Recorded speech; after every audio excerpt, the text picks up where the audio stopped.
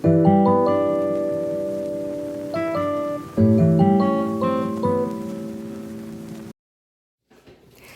everyone, happy Sunday it is today from Taipei, Taiwan. My mom and I actually got in yesterday and it was pretty much of a hectic whirlwind. I'll update everyone later, but you probably saw that from the couple clips before we started the vlog here. So I'm really excited to share with you all what we're gonna be doing today. This is our first time here and we're gonna go get some food, walk around, go visit what they call the Gugong, which is kind of like the National Palace Museum here. But yeah, we just arrived and excited to start sightseeing. So here we are at the National Palace Museum in Taipei, Taiwan, and it's a cultural institution that houses one of the world's most extensive collections of Chinese art and artifacts. There are over 700,000 items here spanning 8,000 years of history. And next we visited here the Chiang Kai-shek Memorial Hall. It's a prominent landmark dedicated to the memory of Chiang Kai-shek, and he is the former president of the Republic of China. You'll notice here the statue of Chiang Kai-shek really reminded me of the Abraham Lincoln Memorial in DC. I think they probably took some inspiration from here. But yeah, it's a beautiful, beautiful memorial, as you can see from the ceilings, all the way around the walls.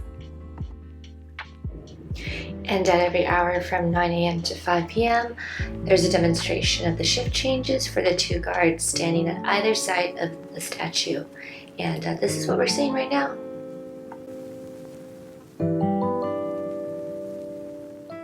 In the evening, we actually went to visit the Rauher Street Market, and it was recommended by the front desk at our hotel. It's apparently a little less touristy than the Shili Market, and I do recommend this place a lot. There's lots of good food, and there's also a beautiful temple to visit right outside the market.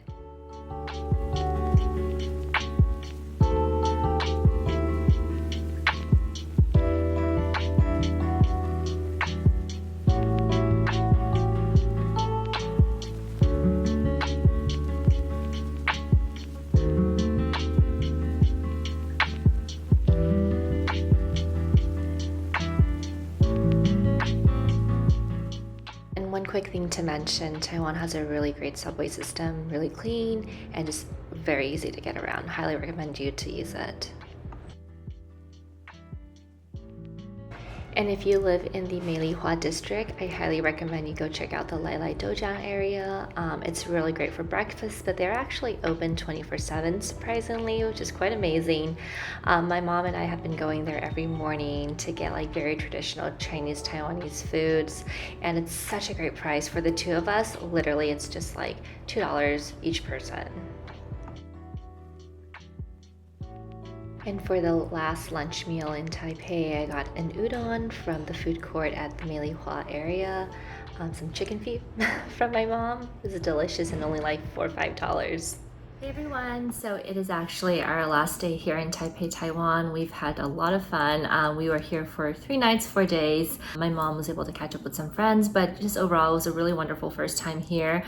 One thing I will say that just incredibly, amazes me is that people are just so kind here. It's definitely one of probably the top country I've ever been to. Not that I've been to too many, but definitely the top country I've ever been to, where people are so friendly. They go out of their way. Even if you don't ask for their help, you're like looking at the subway, because we actually have been taking the subway for a couple destinations just because it's a lot less expensive and it's really convenient.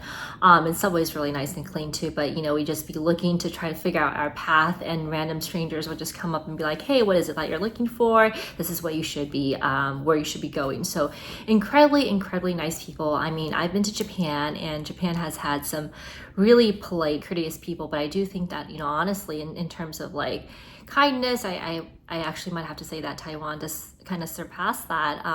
Not to say it in any bad way, just the fact of my humble experience here. So highly recommend. We definitely want to come back again, but I hope you enjoy the clips of the places that we've been, and we're going to be actually on our way to Fuzhou, Fujian, China this evening, and so I'm going to be posting, sharing some experiences. See you all soon. Bye, talk to you later.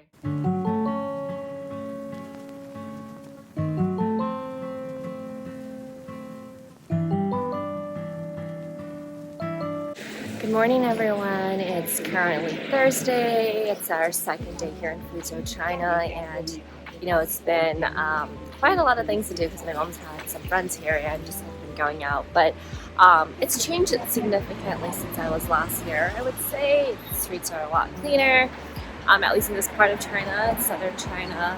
And it's just very organized and a very nice metro system here. Food is really, really good. I'll be sharing with you all some of the food clips if you haven't seen them already to figure out which order to put them in. And the weather has been a lot warmer end of November here, just early December, than I had originally anticipated. So I brought a lot of, sorry for the background noise, but it's like 8 a.m. so everyone's commuting to work now. But yeah, it's a lot warmer than I had thought, so overpacked. But yeah, just lots of scrumptious food and lots of visiting people, and had a great foot massage. Share that with you later as well. So first day there, we actually decided to get a foot massage with this herbal infused water. My mom actually got an additional service where they were cupping her foot with some heat from that fire to help with humidity extraction is what they called it. It was very interesting, but overall it was an hour and it cost only $12.40, and it was just so incredible and comfortable. Highly recommend. And at the house, I met my cousin's recently adopted bird. This little guy is still a baby and just super sweet, surprisingly not afraid of strangers. Not sure what breed they're called though. Let me know in the comments below if you know. After meeting that little guy, he showed me that he had two other little birds of the same family, and one of them, this white one, actually knew how to do tricks. He trained the little guy, which is so incredible. See that? So he's gonna tell him to do a little circle. And he does a little circle, and then he gets a little bit of a seat and another circle. I was also very lucky to meet these little kitties belonging to my mom's tenants. They were so cute, I really thought about bringing one home.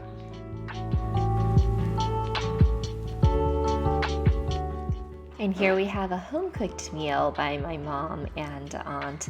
Consists of very traditional food from southern China, from Fuzhou province. Fish, lots of seafood as you can see, squid, potatoes, pork bone soup, and this is just some rice wine that my cousin made. For lunch, we had some food outside with my mom's cousins. This is from a restaurant here. Some fried fish, bamboo shoots, seafood noodles, and some tofu soup. In the evening, my mom and I went down for a stroll on Nanhojie, which is a little transition to Nanho Street. It's in our neighborhood here and just consists of a lot of very cute shops where there's lots of foods to eat, snacks, sit-down restaurants, and also a lot of trinket stores, souvenir stores if you wanted to buy something back home for someone. So definitely worth visiting.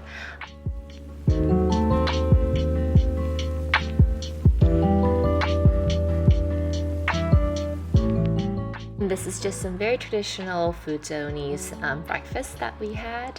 Delicious and very savory. And this is the view from the restaurant we went to in Wu Square. I think it's called Huli Hua. But yeah, it's apparently a chain restaurant, and really great food, and just the view is spectacular. I just tagged along with my mom at her friend's reunion and ate some really great food at this restaurant.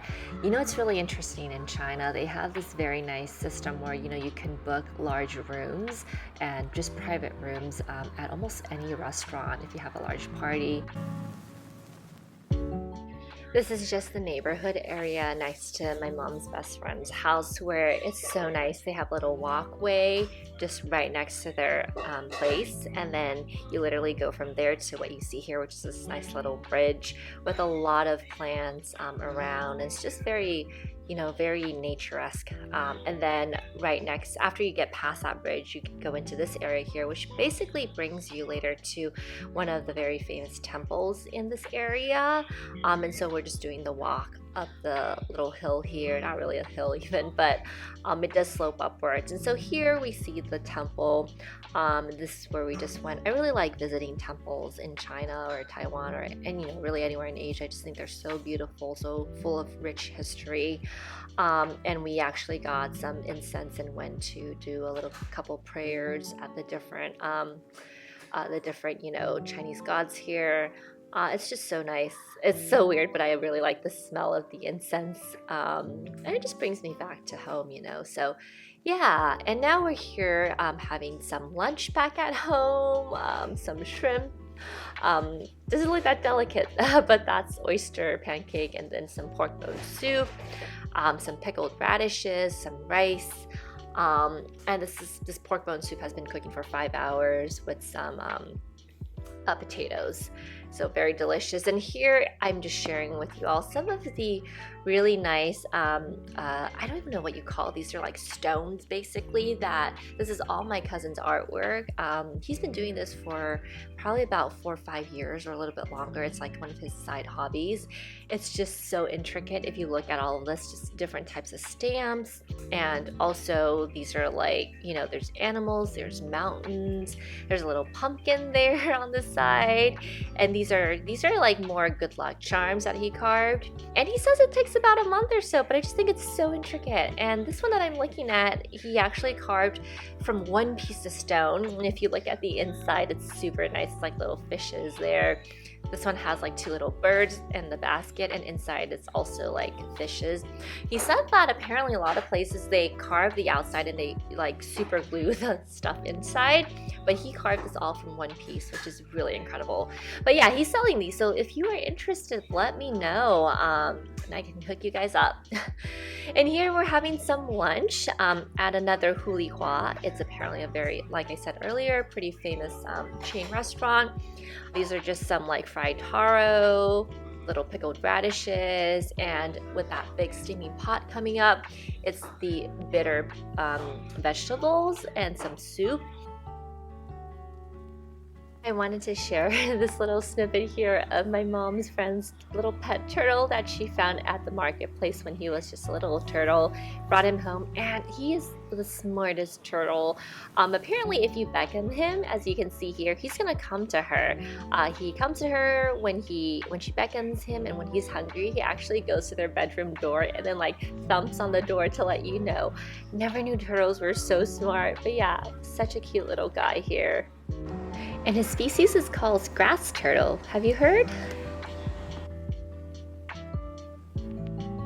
It rained on another one of our outing days, and I just think that sometimes it's just so nice when it rains, and the pitter-pattering of the sound of the water coming down. It's kind of calming, I feel.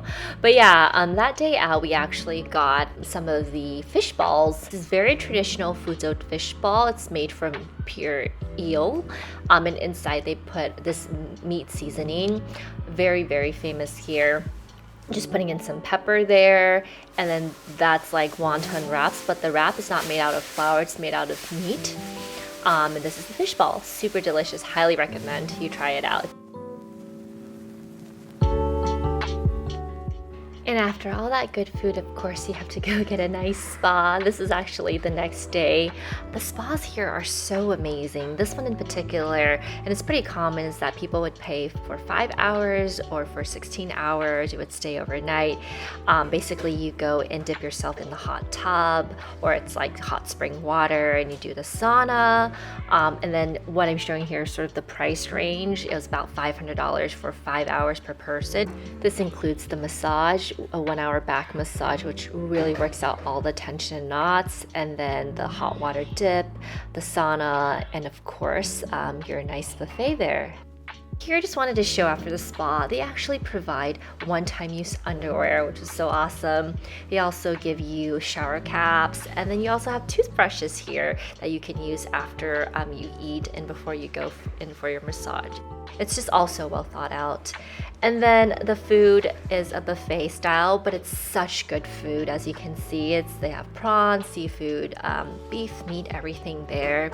And then, these are just some little delicacies, some fried stuff, also some French fries, also some sushi, and some traditional Chinese appetizers, and some really great fruits.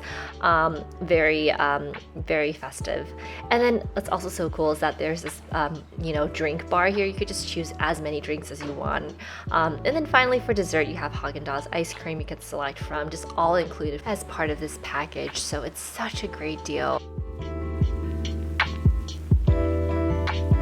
Good morning, everyone. We're gonna go to this area in Fuzhou called, I forgot, so I'm gonna put this right on the screen here, but they have very, very good seafood, and apparently they have like seafood buffets there where it's like live fish and live prawns and live crabs, and you just take it straight up and then you can cook them. And just really excited. It's about like 108 yuan, which is roughly like less than $20. Its conversion rate's 7.1 yuan to 1 USD. So really excited about that. I'm going to share with you all some of the snippets that I take later. It's been a pretty busy week here for the most part.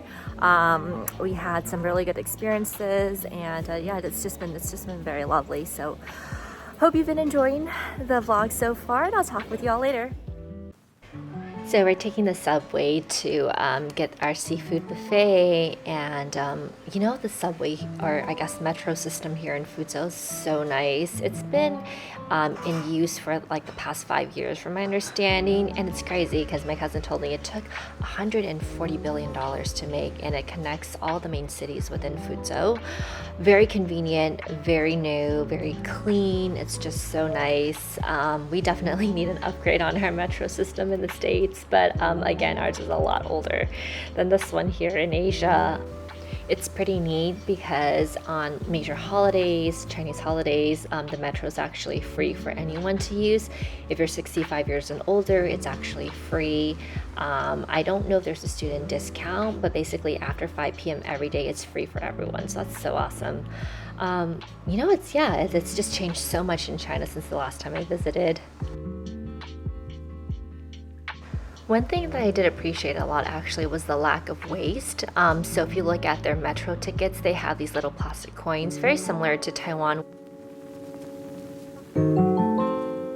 You tap it when you go in, and when you leave, you actually insert it into this little coin holder, and they let you through, so you don't have papers and you don't waste, all of that. So it's very nice. So my first impression is that, I've never been to a buffet like this style before. They have all the, little normal dishes there. It's like a hot pot buffet, lots of seafood. It's called the seafood buffet. But they actually have live, seafood, like fish, shrimp, all of this other stuff on here, and mussels, clams, shellfish, all types of shellfish, and crabs. So you basically choose what you want from the main area, and then you bring it to your table and you put it into your pot, and you have fresh seafood. So you definitely have to be a seafood lover.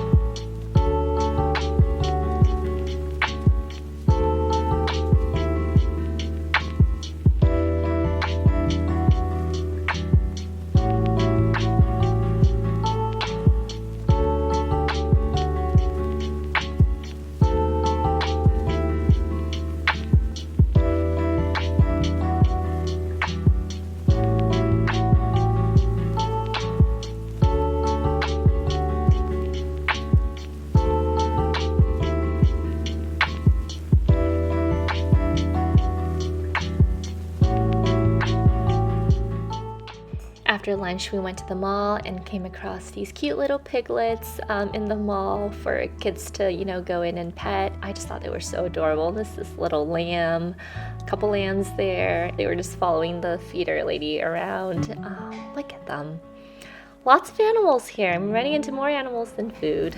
Good morning, everyone. Happy Thursday morning. It's currently, I think, around 10 a.m.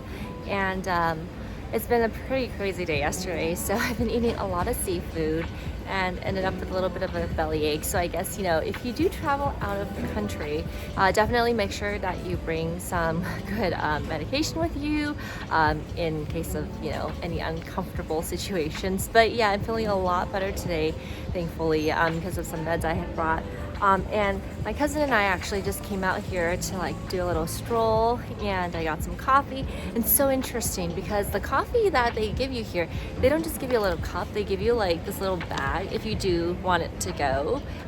They give you a little bag, and then inside of it they put a little napkin and straws and everything. So it's actually just packaged very well.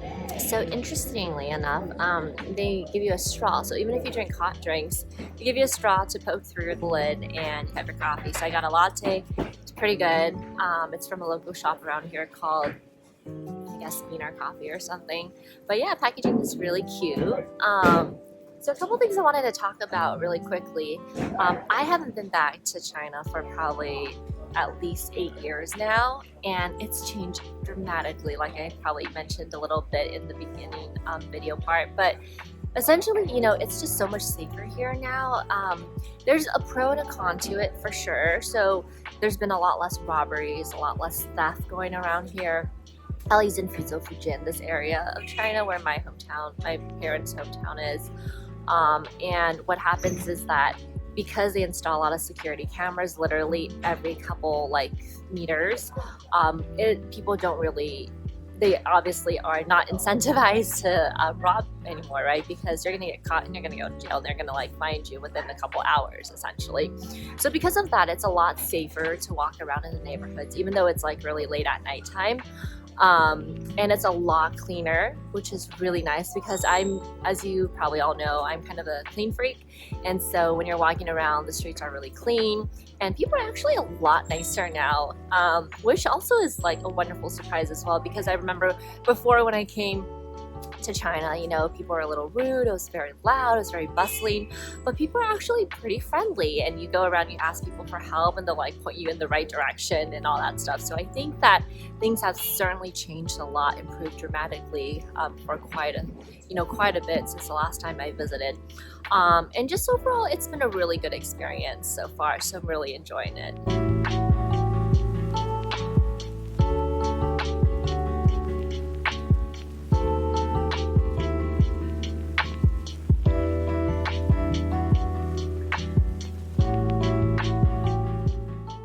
It's finally our second to last day, and we're taking the high-speed train all the way over to Xiamen, which is where we're planning to board our plane flight to Taiwan. It's such a nice train. As you can see, the amenities here, very clean, very fast.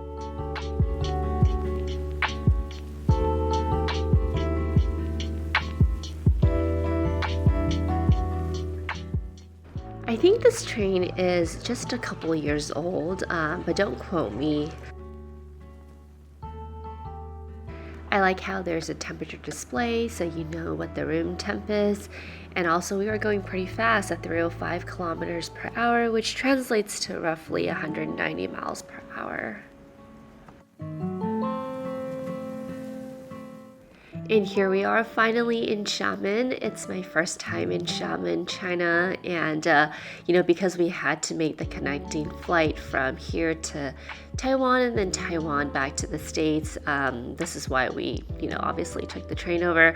But it's just so pretty. As you can see, I've never seen any city in China that looks like Xiamen, where there's just beaches. It's so clean, and people are just having a great time. I think these are mostly tourists though, but it just really reminded me of Hawaii with the tropical vibes, with the sun, with the water, the ocean, the beach. It's just so lovely that day. So, if you really ever go to China, I would highly recommend going to Xiamen. And just sharing with you all here the flight out of Xiamen, China into Taipei, Taiwan. And it's just so nice to see everything from an aerial perspective in the sky.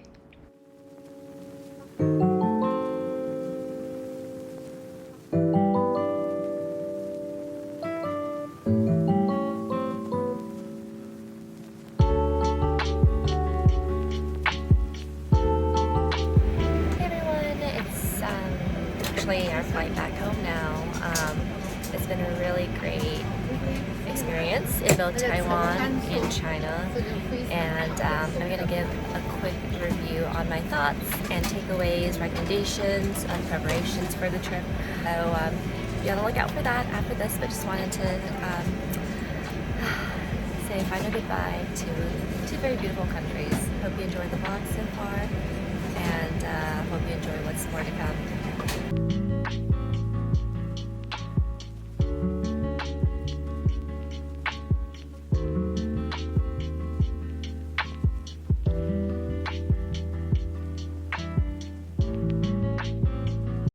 Hello everyone, we are back in the house, back in the States. It's so good to be home, even though it was a wonderful trip.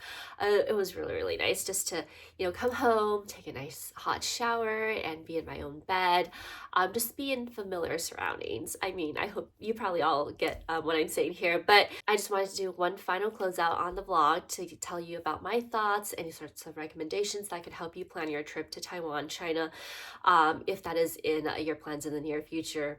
So I'm gonna look here. If I'm looking here, it's because I have my notes here because I don't want to miss anything. But essentially, one of the things that I myself was very concerned about was having access to VPN, being able to access websites when I was abroad. My god sister did tell me she actually went to Shanghai about 2-3 months ago, and she said that she had ExpressVPN installed on her computer, her system. It worked only about 20% of the time, and when it worked, she could stay connected to like those sites like Gmail, etc. for only about 15 to 20 minutes max, and then it would automatically like boot her out. So it didn't seem like it was something that was very viable. So I did not sign up for ExpressVPN. I personally have been using NordVPN even in the States just to protect my data if I'm out in a coffee shop for whatever reason. If I couldn't hotspot, I would be able to have VPN covered as well. But I basically just, took the plunge, and I thought, well, probably just going to be traveling and enjoying new experiences with my mom and family and friends over there. So I thought, well, what the heck? I just probably won't, buy another VPN. So I went into China with NordVPN in place. What I will say is that when I tried connecting NordVPN via the computer, via my iPad, none of it worked. So the only thing I will say is that I was still able to access all of the sites that we normally can access in the States in China via my phone. And I don't know if this has to do with the phone carrier or if it's like a different sort of like, I don't know, functionality connection on the phone. But essentially, what happened is that I did not purchase an eSIM overseas. I ended up going to my carrier, which is actually Verizon, and I asked them to add the monthly plan. So if you have Verizon, if you want to do international travel, the monthly plan is $100. You can use this international travel plan, $100 for 1 month, and essentially it covers 250 total minutes calling internationally within whatever country you are in to anyone there, or also, basically to the States. So international call for at a max of 250 minutes for that 1 month period, unlimited data, unlimited text. So I was like, okay, yeah, that sounds like a great plan. So I don't know if it's because I use my carrier's plan that my VPN, or not VPN, I'm sorry, that my access to all these, regular sites that we normally are able to access in the States was covered. So I was able to access Gmail, I was able to access YouTube, Instagram, etc., all of that good stuff. So I don't know, but it did say that VPN was connected. NordVPN was connected on my phone the entire time I was there, which is really nice. The same thing with my mom's phone. She also has Verizon. We're in the same plan.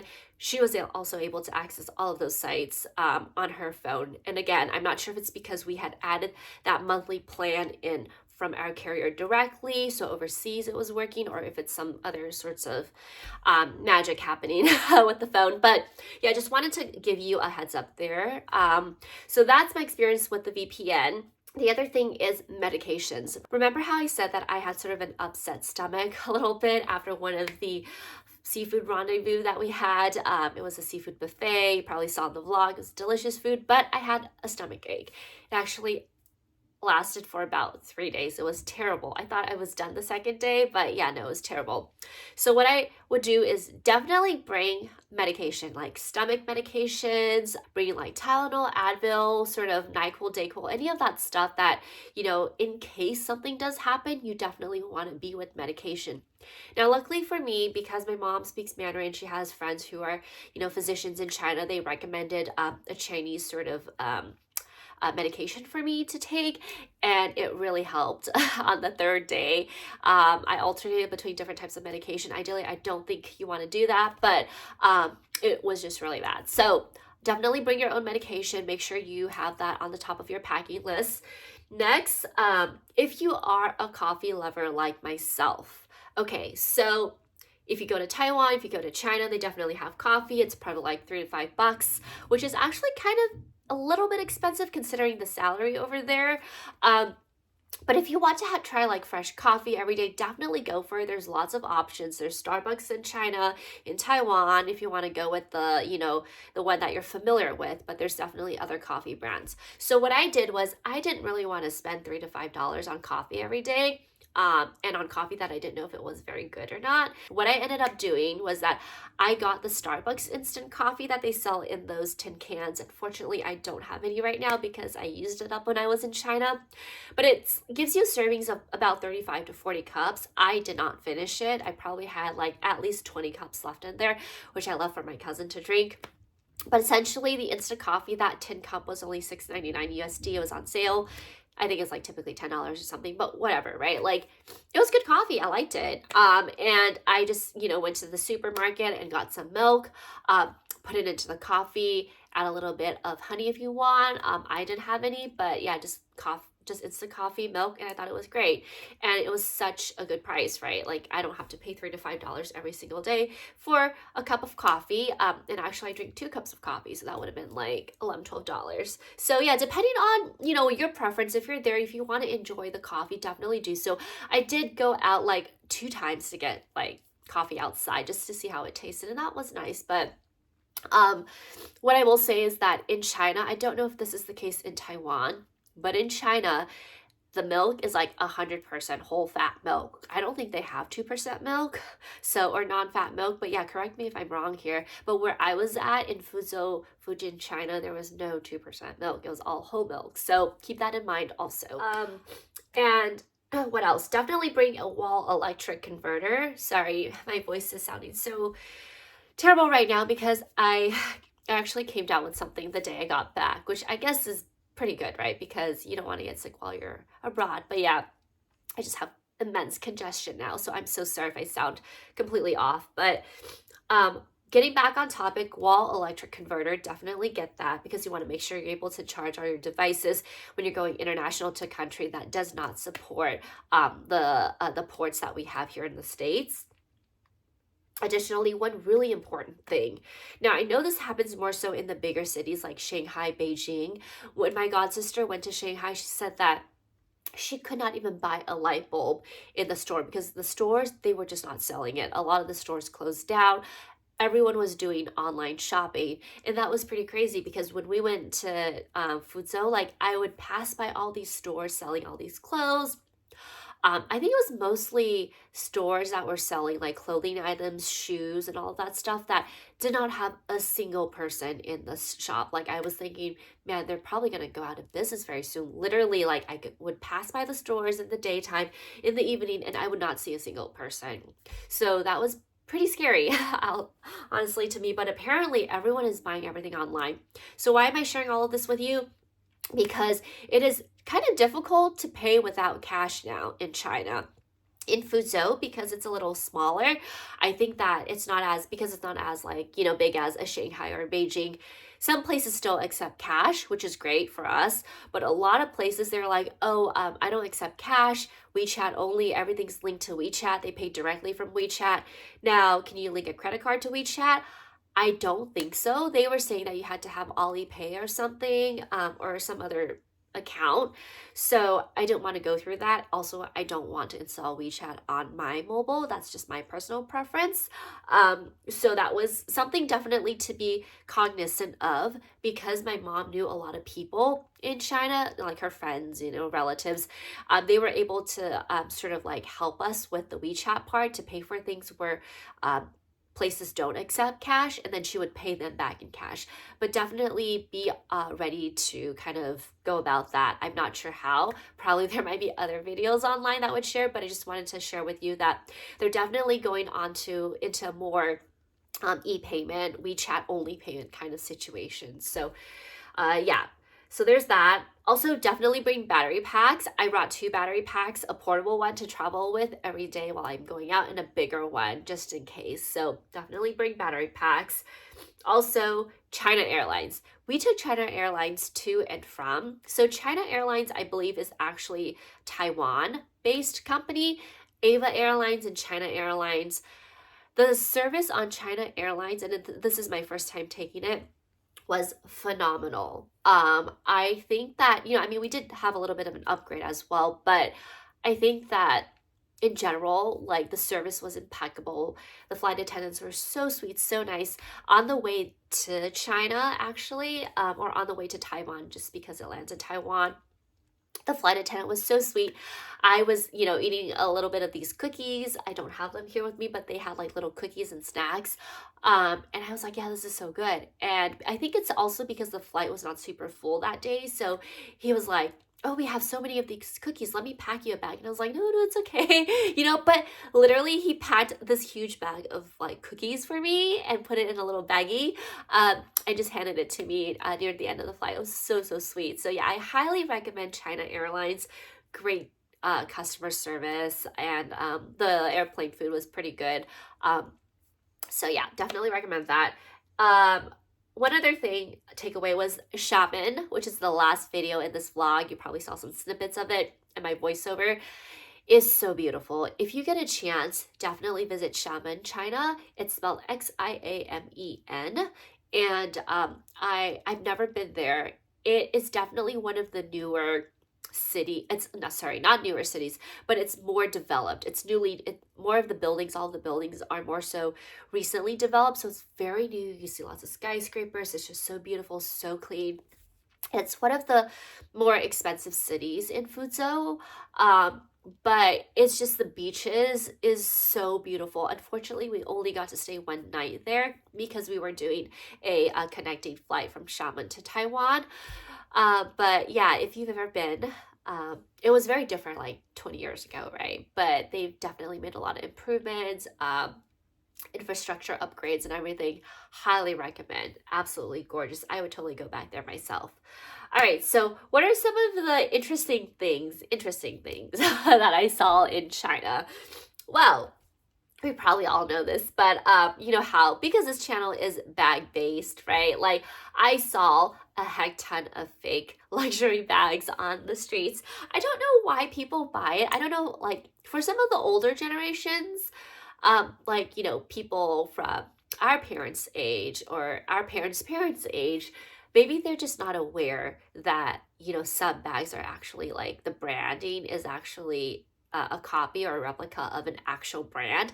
But I would see a lot of these types of bags, like Louis Vuitton lookalikes, but there would be like a Gucci sign on it also, which is just so bizarre to me. But yeah, there were so many fake bags, like you could spot it from a mile away. I thought that was kind of funny.